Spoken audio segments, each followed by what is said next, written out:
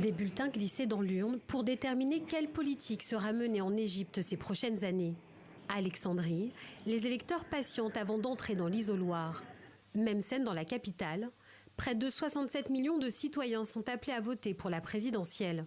Un scrutin loin de passionner les foules, car la crise économique reste la préoccupation principale des Égyptiens. Je souhaite que les choses s'améliorent, notamment en ce qui concerne le coût de la vie, comme les prix élevés des vêtements pour mes enfants. De nombreux aspects nécessitent des changements. La sécurité et la sûreté sont de la plus haute importance pour nous. Nous espérons que le président pourra garder à l'esprit que les prix sont assez élevés, ceci étant le résultat de la corruption dans le pays. Le chef de l'État sortant, Abdel Fattah al-Sisi, au pouvoir depuis 2014, brigue un troisième mandat. Face à lui, des candidats quasi inconnus du grand public. Farid Zahran, pour la gauche, est à la tête du parti égyptien démocratique et social. Abdel Fattah Sanad Jama'a représente le parti centenaire mais marginal du Wafd.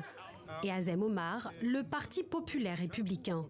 La dernière ligne droite de la campagne a été éclipsée par la guerre entre Israël et le Hamas, mais les autorités se félicitent du nombre inédit de candidats.